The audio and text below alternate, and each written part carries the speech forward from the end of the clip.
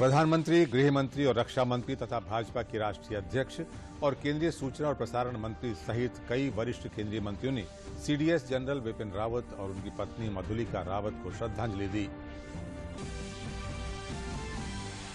मुख्यमंत्री योगी आदित्यनाथ और केंद्रीय शिक्षा मंत्री धर्मेंद्र प्रधान ने गोरखपुर में महाराणा प्रताप शिक्षा परिषद के स्थापना समारोह के समापन सत्र में लिया भाग। उत्कृष्ट कार्य करने वाले शिक्षक और विद्यार्थियों को किया सम्मानित। भारत सरकार काबुल से लगभग 110 लोगों को कर रही है एयरलिफ्ट। विमान में भारतीय नागरिकों के साथ अफगान नागरिक भी शामिल। साथ ही अफगानिस्तान के ऐतिहासिक गुरुद्वारे से 3 पवित्र ग्रंथ भी भारत लाए जा रहे हैं। और काशी विश्वनाथ धाम की व्यवस्था को चुस्त दुरुस्त करने के लिए एक बार फिर से काशी विश्वनाथ न्यास समिति का गठन।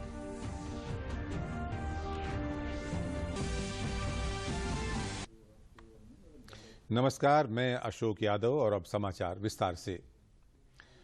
दिल्ली के पालम एयरपोर्ट पर प्रधानमंत्री नरेंद्र मोदी ने सीडीएस जनरल बिपिन रावत और उनकी पत्नी मधुलिका रावत सहित 13 सैन्य कर्मियों को श्रद्धांजलि दी। प्रधानमंत्री नरेंद्र मोदी ने श्रद्धांजलि देने के बाद ट्वीट कर कहा कि सीडीएस जनरल बिपिन रावत, उनकी पत्नी मधुलिका रावत और सशस्त्र बलों के अन्य कर्मियों के समृद्ध योगदान को देश कभी नहीं भूलेगा। इससे पहले सभी के पार्थिव शरीरों को वेलिंगटन से दिल्ली के पालम एयरपोर्ट लाया गया। यहां पहुंचकर प्रधानमंत्री नरेंद्र मोदी, रक्षा मंत्री राजनाथ सिंह, एनएसए अजित डोभाल और अन्य कई सैन्य अधिकारियों ने श्रद्धांजलि अर्पित की। प्रधानमंत्री ने शहीदों के परिजनों से भी मुलाकात की और उन्हें ढांढस बंधाया।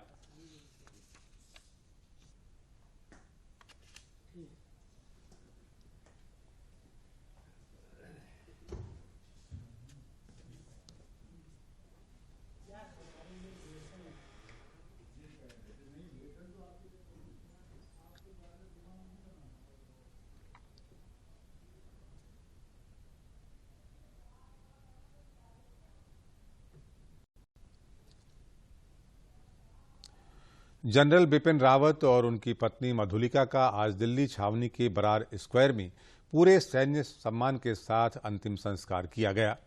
अन्य शहीद सैन्य कर्मियों के पार्थिव शरीर आज उनके परिजनों को सौंपे जाएंगे और उनकी सलाह से शहीदों का अंतिम संस्कार होगा। इससे पहले सीडीएस बिपिन रावत और उनकी पत्नी का पार्थिव शरीर बेस अस्पताल से कामराज रोड स्थित उनके आवास पर लाया गया, जहां उनके पार्थिव शरीर को जनता के दर्शनार्थ रखा गया।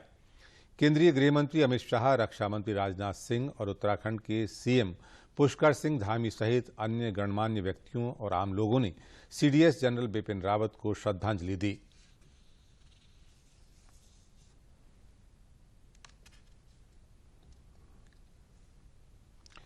भाजपा की राष्ट्रीय अध्यक्ष जेपी नड्डा और केंद्रीय सूचना और प्रसारण मंत्री अनुराग ठाकुर सहित कई वरिष्ठ केंद्रीय मंत्रियों ने सीडीएस जनरल बिपिन रावत और उनकी पत्नी मधुलिका रावत को श्रद्धांजलि दी।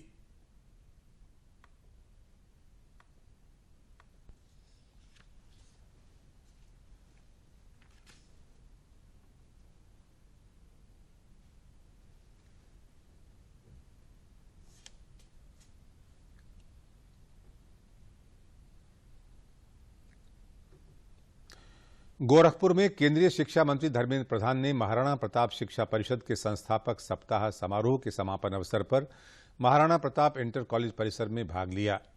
कार्यक्रम की अध्यक्षता मुख्यमंत्री योगी आदित्यनाथ ने की। इस अवसर पर केंद्रीय शिक्षा मंत्री और मुख्यमंत्री योगी आदित्यनाथ ने शहीद सीडीएस जनरल बिपिन रावत और उनकी पत्नी मधुलिका रावत तथा अन्य सैन्य अधिकारियों को श्रद्धांजलि अर्पित की। सप्ताह भर से चल रहे समारोह में विभिन्न प्रतियोगिताओं का आयोजन किया गया, जिनमें उत्कृष्ट कार्य करने वाले शिक्षक, सर्वश्रेष्ठ कर्मचारी, इंटरमीडिएट, स्नातक और परास्नातक के सर्वश्रेष्ठ विद्यार्थियों को स्वर्ण पदक से सम्मानित किया गया। संस्थापक सप्ताह समारोह का उद्घाटन केंद्रीय सूचना और प्रसारण मंत्री अनुराग सिंह ठाकुर द्वारा 4 दिसंबर को किया गया था। राष्ट्रपति जी की उपस्थिति में महागुरु योगी गोरखनाथ जी की यूनिवर्सिटी भी स्थापित हुई है और यूनिवर्सिटी की प्राथमिकता किस पे है?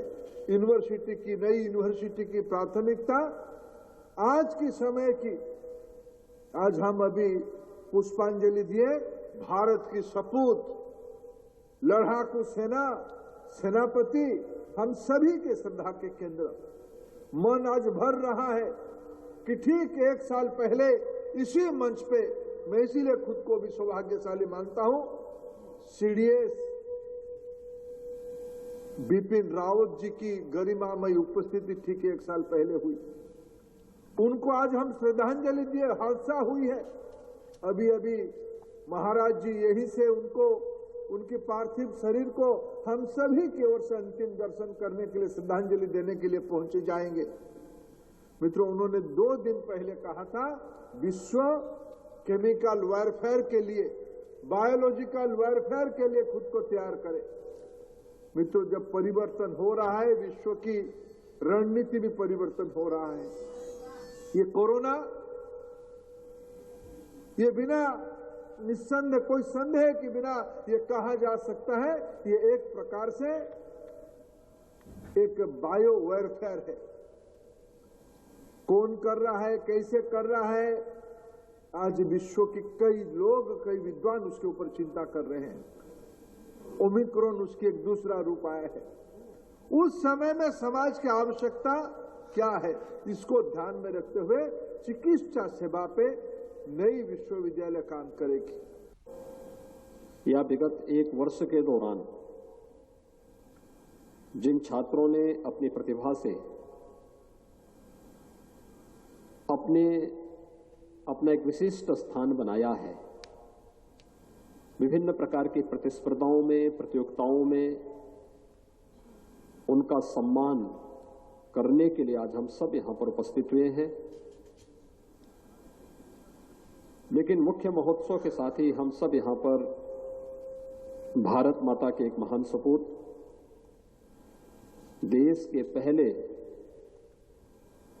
Chief of defence staff general Bipin Rawat जी,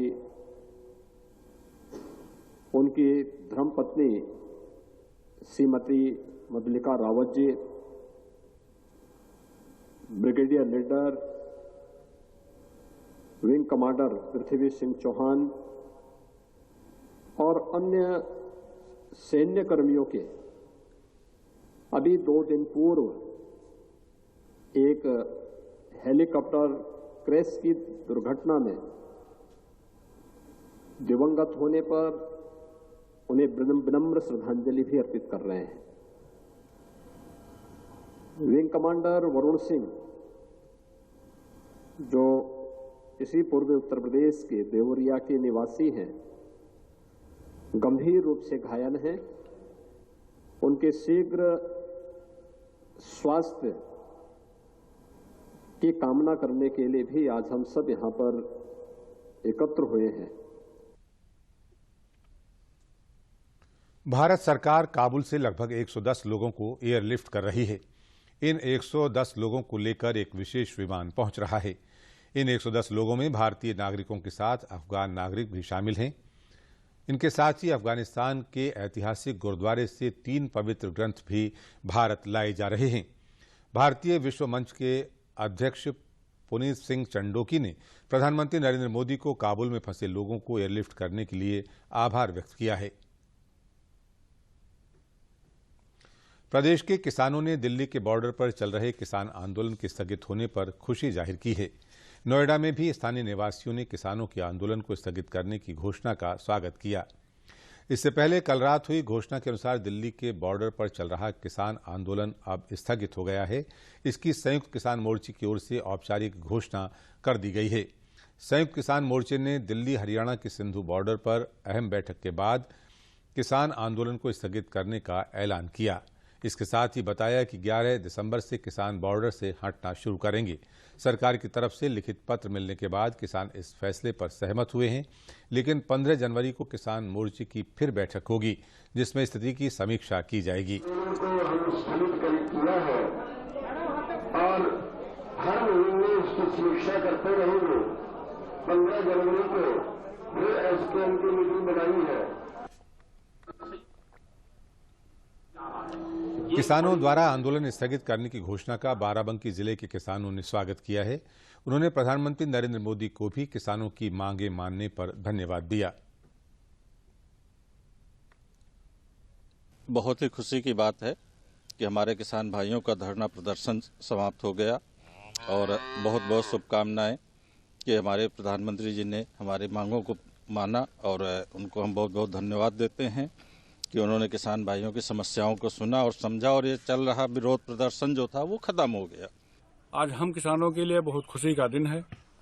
आज हम सब किसान भाई धीरे धीरे धरने से वापस जा रहे हैं, क्योंकि माननीय प्रधानमंत्री जी ने हम लोगों के हितों को ध्यान में रखते हुए 1 साल से चल रहे धरने प्रदर्शन का सही निस्तारण करके हम लोगों को आगे का रास्ता बहुत सुलभ दिखाया है।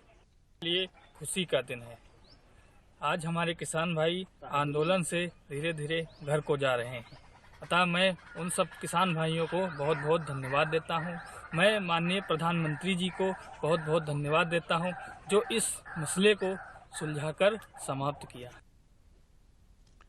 काशी विश्वनाथ धाम की व्यवस्था को चुस्त दुरुस्त करने के लिए एक बार फिर से काशी विश्वनाथ न्यास समिति का गठन किया गया है। न्यास समिति का काम कार्य धर्म की गतिविधियों को संचालित करना है।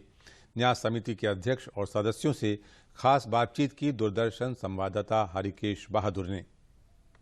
पहली बात तो बता दूं कि जितना निर्माण हम लोग देख रहे हैं ये सब श्रद्धालुओं की ही सुविधा के लिए है। किधर से भी कोई श्रद्धालु आवे और उसको आराम से बाबा का दर्शन हो। मुझे लगता है इतना बड़ा प्रकल्प देखकर मैं तो स्वयं आज आश्चर्यचकित हूँ कैसे किस तरह से आप सब लोगों ने तैयार कर दिया है इसको। तो मुझे लगता है कि आगामी कालखंड में साल 2 साल 4 साल में पुराना दृश्य नहीं देखे होंगे उनके लिए ये और भी अधिक आनंदकारी होगा। तो मुझे लगता है कि ये श्रद्धालु अभिभूत होकर आएंगे और प्रसन्न होकर जाएंगे, ऐसा मेरा विश्वास है। काशी विश्वनाथ कॉरिडोर के लोकार्पण को लेकर वाराणसी में चारों ओर उत्साह का माहौल दिखाई दे रहा है। प्रधानमंत्री नरेंद्र मोदी द्वारा काशी विश्वनाथ मंदिर कॉरिडोर का 13-14 दिसंबर को लोकार्पण किए जाने के अवसर पर आए हुए अतिथियों और संत महात्माओं को महाप्रसाद का वितरण कार्य भी होगा। शुद्ध देशी घी और मेवे से निर्मित लड्डुओं का ये महाप्रसाद वाराणसी के स्वयं सहायता समूह बेला पापड़ समूह की 11 महिला सदस्यों द्वारा बड़े ही जोश और शुद्धता के साथ बनाया जा रहा है और उसमें काफी उत्साह भी दिखाई दे रहा है।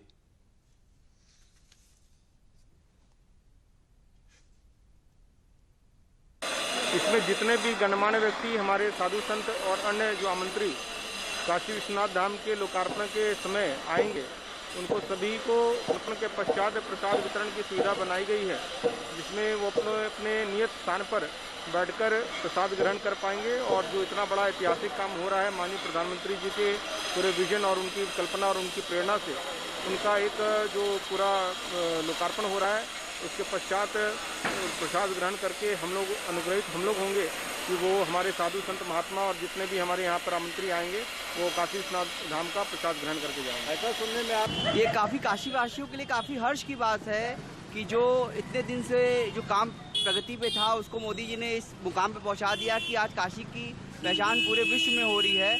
और ये केवल ये भाजपा सरकार में जो मोदी जी आए हैं जब से तब से ये काशी का भी उद्धार होना चालू हुआ है। बाबा तो स्वयं में काशी के एक अभिन्न है जिनकी पहचान काशी की पहचान ही बाबा विश्वनाथ से है। और आज मोदी जी ने जो इसका लोकार्पण कर रहे हैं 13 तारीख को हर व्यक्ति को बांटा जाए, काशी विश्वनाथ धाम का प्रसाद बनेगा और सब में वितरण होगा प्रधानमंत्री जी के कार्यक्रम में, इसलिए हम महिलाएं बहुत उत्साहित। काशी की प्राचीनता ग्रंथों में मिलती है और काशी का इतिहास इन ग्रंथों से भी पुराना है। काशी आज बदल रही है। काशी के विद्वानों का कहना है कि काशी का पिछले 7 सालों में जबरदस्त ट्रांसफॉर्मेशन हुआ है। बीते सालों में काशी की परंपरा पर आधुनिकता की परत लगाई गई है जो काशी की भव्यता को और ज्यादा बढ़ाती है। यहाँ के लोगों के संस्कार, सोच और व्यवहार में बदलाव आया है और यही सही मायने में काशी का ट्रांसफॉर्मेशन है। तो यहाँ के 80 घाट पे आप चले जाइए या घाटों पे शाम को घूम लीजिए, कम से कम हजारों लोगों को रोजगार मिला जो छोटे छोटे दुकान लगा के पा गए। तो ये सब सरकार के प्रयास द्वारा हुआ। दूसरी चीज़ इंफ्रास्ट्रक्चर अच्छा होने के कारण आप टोटो देखिए, हजार टोटो शहर में घूम रहा है, तो वो हजारों लोगों को भी रोजगार मिला है। कहने को तो विपक्ष कुछ भी बोलता रहे, उनके पास तो कोई वो कैलकुलेट करने का तरीका भी नहीं है। बल्कि आप छोटे छोटे लोगों से घाट के किनारे पहुंचिए, वो भी 1500 रुपया कमाने वाले लोगों की तादाद असंख्य है। तो ये सारा चीज़ जो है इस 7 वर्ष में ही ये संभव हो पाया है। और जिस तरीके से विश्वनाथ कॉरिडोर वगैरह को डेवलप किया जा रहा है, तो निश्चित ही ये बनारस आने वाले 2-4-5 साल में बहुत बड़ा एम्प्लॉयमेंट भी जनरेट करेगा और आर्थिक आय बढ़ेगी, तो साथ साथ देश के विकास में इनका जो है एक महती योगदान साबित होगा।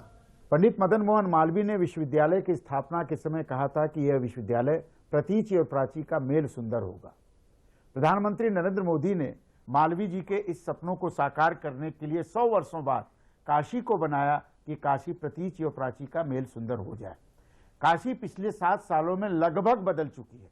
काशी का संस्कार बदला है, काशी का सोच बदला है, काशी की आदतें बदली हैं, काशी का रूप रंग ढंग सब बदला है। अब काशी चमचमाती हुई काशी आपको नजर आएगी। सड़कें ठीक हैं, घाट स्वच्छ हैं, गंगा घाटों पर भीड़ है, मेले जैसा दृश्य है काशी में, घाट वाक हो रहे हैं काशी में, मतलब लाइटिंग काशी में है। ये काशी ट्रांसफार्मिंग नहीं है तो क्या है?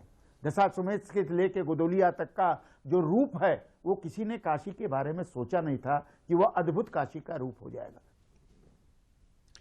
प्रदेश के कैबिनेट मंत्री राजेंद्र प्रताप सिंह मोती सिंह ने रायबरेली के गदागंज में ग्राम्य विकास और अन्य विभागों की लगभग 5 करोड़ 95 लाख रुपए से अधिक की 100 परियोजनाओं का लोकार्पण किया।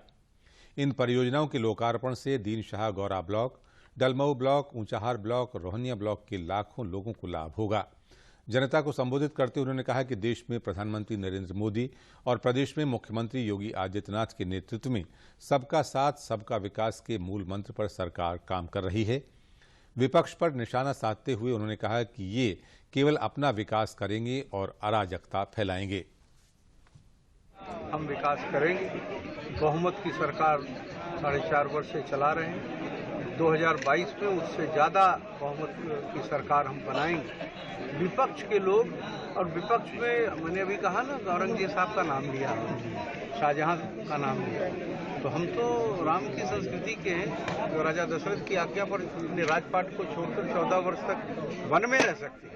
उत्तर प्रदेश का विकास, योगी आदित्यनाथ जी जैसा योगी जिसके परिवार में उनके बदन के अलावा कोई नहीं है, उत्तर प्रदेश उनका परिवार है। हम भारतीय जनता पार्टी के कार्यकर्ता पूरी तरह से आश्वस्त हैं। कानपुर नगर पहुंचे प्रदेश के विधि और न्याय मंत्री ब्रजेश पाठक ने भारतीय जनता पार्टी अनुसूचित मोर्चा कानपुर बुंदेलखंड क्षेत्र के सामाजिक संवाद कार्यशाला का शुभारंभ किया। इस अवसर पर उन्होंने कहा कि भाजपा कानपुर और बुंदेलखंड क्षेत्र के सामाजिक समरसता सम्मेलन का उद्देश्य है कि विभिन्न वर्गों के प्रबुद्ध लोग जैसे doctors, engineers, advocates, architect, chartered accountant आदि जिन्होंने अपने अपने क्षेत्रों में विशेष योगदान दिया है, ऐसे लोगों से बात करके प्रधानमंत्री नरेंद्र मोदी और मुख्यमंत्री योगी के नेतृत्व में भाजपा द्वारा किए गए कार्यों को आम जनता तक पहुंचाया जाए। उन्होंने कहा कि कांग्रेस ने कई दशकों तक हमारे वोटों पर राज किया और दलित समाज को अपना वोट बैंक मान लिया। बाबा साहेब भीमराव अंबेडकर का असली नेतृत्व भारतीय जनता पार्टी कर रही है। डेवलपमेंट के काम कर रहे हैं और भारतीय जनता पार्टी में आप सब जानते हैं, तो जो हमारा जो वंचित वर्ग है, पीड़ित वर्ग, अगर आजादी के बाद आप देखेंगे तो बाबा साहब भीमराव अम्बेडकर ने जिस ढंग से आजादी में अपनी प्रमुख भूमिका निभाई और जब देश आजाद हो गया तो जानते हैं कि देश आजाद हो जाएगा और उसके बाद चलेगा कैसे, इसकी बड़ी चिंता थी। भारत के प्रणेताओं में, भारत के नीति निर्धारक लोगों की इस बात की चिंता थी, अंग्रेज तो चले जाएंगे लेकिन अब भारत को चलाएगा कैसे, चलाएगा कौन, सिस्टम कैसे बनेगा। तो बाबा साहब भीमराव अम्बेडकर ने बहुत प्रमुख भूमिका निभाई। उन्होंने संविधान सभा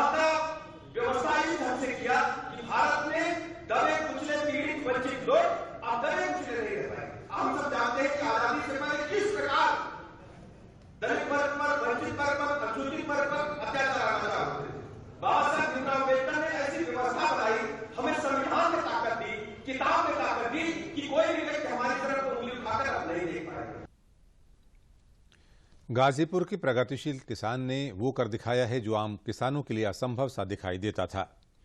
कश्मीर में पैदा होने वाला केसर गाजीपुर के गांव की युवा किसान पंकज राय ने कश्मीर से केसर की बीज लाकर 1 बीघे में निर्मित पॉली हाउस में उसकी खेती की। जब केसर की फसल तैयार हुई तो स्वयं कृषि मंत्री सूर्य प्रताप शाही ने उसके खेत में केसर की खेती का मुआयना किया और प्रदेश के दूसरे प्रगतिशील किसानों से भी केसर की खेती का तरीका सीखने की अपील की। पंकज अपने खेतों में बिना रासायनिक खाद और कीटनाशक की खेती करने के लिए जाने जाते हैं। आज एपीडा के माध्यम से उनकी खेत में होने वाली फसल लंदन और दुबई तक जा रही है।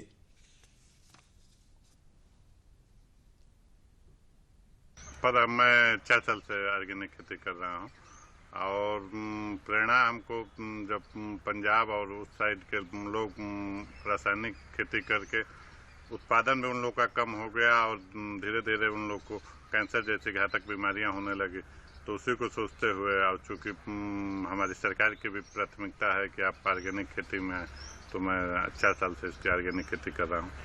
नहीं, 2-3 साल तो दिक्कत है, 2-3 साल तो थोड़ा उत्पादन गिरेगा, लेकिन बाजार खर्च ना के बराबर हो जाता है, तो इसमें फायदा ही है। उत्पादन कम होता है तो खर्च भी तो उसी के हिसाब से नहीं लगता है। आज़ादी के अमृत महोत्सव के अंतर्गत शुरू की गई साइक्लोथॉन बरेली से अपने अगले गंतव्य के लिए रवाना हुई। साइकिल यात्रा को एडीजी अविनाश चंद्र ने हरी झंडी दिखाकर रवाना किया। ये यात्रा लखनऊ से होकर पूरी उत्तर प्रदेश के अलग अलग जिलों में पहुंचकर लोगों को जागरूक करेगी। यात्रा में 100 साइकिल सवार शामिल हैं जो cycle man of India Neeraj Prajapati के नेतृत्व में इस जागरूकता अभियान को पूरा करेंगे। ये यात्रा प्रदेश के अलग अलग जिलों में पहुंचकर लोगों को आयकर भरने के फायदे गिनाएगी।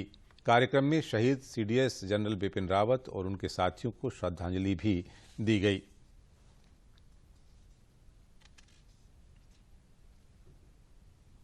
अमृत महोत्सव का पावन पर्व पूरे देश में पूरे वर्ष मनाया जा रहा है। 75वां स्वतंत्रता दिवस का समारोह है और इस उपलक्ष्य में आयकर विभाग ने एक साइकिल रैली का आयोजन किया गया है और इसका उद्देश्य है कि करदाताओं को जागरूक करना, जिससे वो स्वेच्छा से और विलिंग तरीके से कर का अपना अंशदान करें, जिससे देश की प्रगति में अपनी भागीदारी कर सकें। ये आज़ादी महोत्सव के अंतर्गत ये प्रोग्राम साइक्लोथॉन शुरू किया जा रहा है। श्री प्रजापति जो साइकिल मैन ऑफ इंडिया है, ये रैली लखनऊ से 6 दिसंबर को शुरू हुई है और ये 2500 किलोमीटर पूरे पूर्वी उत्तर प्रदेश के हर जिले में पहुंचकर 28 दिसंबर को वापस लखनऊ पहुंचेगी। और इसका मेन उद्देश्य ये है कि करदाताओं को एक मैसेज देना डिपार्टमेंट की तरफ से कि जितना उनका कर आयकर ड्यू है वो जरूर पे करें। और अब बात करेंगे इटावा जनपद के विकास की। इटावा जनपद की विकास यात्रा के बारे में। इटावा यमुना नदी के तट और दिल्ली हावड़ा रेलवे लाइन पर स्थित है। इसका अपना एक राजनीतिक और सांस्कृतिक महत्व भी है। केंद्र में नरेंद्र मोदी और प्रदेश की योगी आदित्यनाथ की सरकार आने के बाद इटावा की तस्वीर अब बदल गई है। अब यहां हो रहे विकास कार्यों ने जनपद को नई पहचान दी है। जनपद में हाल ही में आकाशवाणी के एफएम रेडियो सेवा को शुरू किया गया है। वहीं जनपद को मैनपुरी, आगरा और ग्वालियर से रेलवे लाइन के द्वारा जोड़ा गया है। इसके साथ ही स्वास्थ्य सुविधाओं और रोजगार को बढ़ाने और ग्रामीण पेयजल संकट को दूर करने की दिशा में भी बेहतर कार्य हुआ है। इटावा जनपद 35 लाख की आबादी के साथ 6 तहसील, 8 विकास खंड और 21 पुलिस थानों में स्थापित है। जनपद में जन कल्याणकारी योजनाओं का लाभ अब सीधे लोगों को मिल रहा है। प्रधानमंत्री आवास योजना, उज्ज्वला, किसान सम्मान निधि योजना ने लोगों को बड़ी राहत पहुंचाई है। इस जनपद का नाम भले ही प्रदेश के कई बड़े नामों से जुड़ा रहा हो, लेकिन विकास की किरण यहाँ बीते 5 वर्षों में ही पहुंची। कोविड के दौरान यहाँ भी जिला चिकित्सालय में ऑक्सीजन प्लांट की स्थापना, डायलिसिस की निशुल्क सुविधा समेत चिकित्सा के आवश्यक सुविधाओं को उपलब्ध कराया गया। हाल ही में जनपद को एफएम की सौगात मिली है। इटावा में एफएम की शुरुआत होने पर लोगों ने खुशी जताई है। बहुत ही अच्छी बात है कि इटावा में एफएम आ गया, क्योंकि बहुत सारे टाइम ऐसा होता है कि हम ऐसे सॉन्ग्स सुनना चाहते हैं जो हमें नॉर्मली नहीं मिलते, और एफएम में बैक टू बैक जो सॉन्ग्स आते हैं वो आप रैंडमली नहीं चला सकते हैं, आपके दिमाग में नहीं आएंगे। तो एक बहुत बड़ी चीज़ है कि इटावा में FM आ गया। धीरे धीरे इटावा डेवलपिंग है, तो एक और कह सकूँ कि एक feather of the in a cap, एक और एड ऑन हो गया है। हम लोग को इस चीज़ का बहुत लाभ भी मिलेगा, क्योंकि ऐड वगैरह भी हम लोग इस पे कर सकते हैं प्रॉपर, और पुराने गानों का मनोरंजन तो चल ही रहा है साथ में, तो इसलिए काफ़ी इस चीज़ का लाभ मिलेगा। इटावा में ऐड के लिए बहुत ज़्यादा खर्च करना पड़ता है, इसमें कम में भी काम हो जाया करेगा, इस चीज़ का ही काफ़ी लाभ मिलेगा। इटावा राजनीतिक और सांस्कृतिक दृष्टि से भी बहुत महत्वपूर्ण है। इस जनपद ने कई शानदार खिलाड़ी दिए हैं और साहित्यकारों में गोपाल दास नीरज, पंडित श्री नारायण चतुर्वेदी और गुलाब राय इस जनपद के सशक्त हस्ताक्षर रहे हैं। इस जनपद में किसान अच्छी खेती करते हैं। राज्य और केंद्र की कृषि योजनाओं का फायदा यहाँ के किसानों को बेहतर तरीके से मिल रहा है, जिससे ये और तेजी के साथ प्रगति की ओर बढ़ रहे हैं। जनपद इटावा में NRLM के अंतर्गत हम प्रयास कर रहे हैं कि समूह की दीदियों को नए नए रोजगार के साधन उपलब्ध कराएं। पारंपरिक तरीके से यहाँ पे जो खेती होती थी, कृषि होती थी, उससे हट करके इनको कुछ कराएं। हमने इस के अंतर्गत ऑफ सीजन वेजिटेबल्स की खेती सफलतापूर्वक इंट्रोड्यूस कराई, और जो आज काफ़ी दीदियों के द्वारा यहाँ पे की जा रही है। ठीक इसी क्रम में हमने 3 फसलों को मुख्यालय से, लखनऊ से हमको निर्देश मिले कि इनको इंट्रोड्यूस कराया जाए, जिसमें स्ट्रॉबेरी थी, थाई अमरूद था और रेड ये पपीता था। इसके अंतर्गत हमने तीनों ही फसलों को अलग अलग विकास खंडों में इंट्रोड्यूस कराया है, लेकिन स्ट्रॉबेरी की खेती के लिए हमको ऐसे किसान, कृषक या दीदी चाहिए थी जो इनोवेटिव हो, जो नए आइडियाज़ को स्वीकार कर ले, और ये हमारे गांव नगला भीकन विकास खंड जसवंत नगर में मंत्रवती हैं, जो पहले से ही इस तरह की अभिनव खेती करती आई है। इनके माध्यम से इस खेती को हमने इस गाँव में इंट्रोड्यूस किया है। रेलवे और सड़क के मुख्य मार्गों से जुड़ा ये शहर कृषि के साथ साथ आने वाले समय में कई नए आयाम लिखेगा। आने वाले समय में जब तक हर जनपद विकसित नहीं होगा, तब तक पूरे प्रदेश का विकास संभव नहीं। इसी को ध्यान में रखकर सरकार के द्वारा किए गए बुनियादी काम अब यहाँ भी असर दिखा रहे हैं और विकास की राह में इटावा भी आगे बढ़ रहा है। Bureau report, DD news, Lucknow.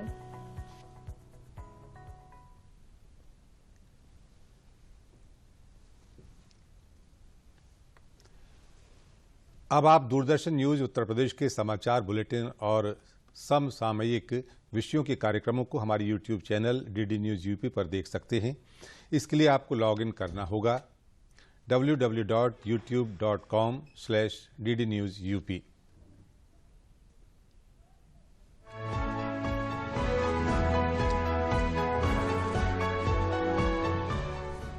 अब आप दूरदर्शन न्यूज उत्तर प्रदेश के समाचार बुलेटिन और समसामयिक विषयों के कार्यक्रमों को हमारे YouTube channel DD news UP पर देख सकते हैं।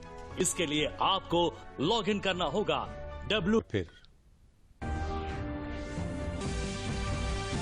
प्रधानमंत्री, गृह मंत्री और रक्षा मंत्री तथा भाजपा के राष्ट्रीय अध्यक्ष और केंद्रीय सूचना प्रसारण मंत्री सहित कई वरिष्ठ केंद्रीय मंत्रियों ने CDS जनरल बिपिन रावत और उनकी पत्नी मधुलिका रावत को श्रद्धांजलि दी।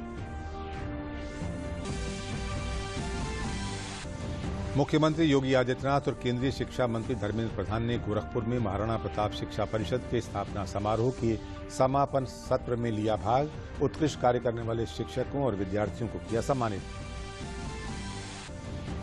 भारत सरकार काबुल से लगभग 110 लोगों को कर रही है एयरलिफ्ट। विमान में भारतीय नागरिकों के साथ अफगान नागरिक भी शामिल। साथ ही अफगानिस्तान के ऐतिहासिक गुरुद्वारे से 3 पवित्र ग्रंथ भी भारत लाए जा रहे हैं। और काशी विश्वनाथ धाम की व्यवस्था को चुस्त दुरुस्त करने के लिए एक बार फिर से काशी विश्वनाथ न्यास समिति का गठन।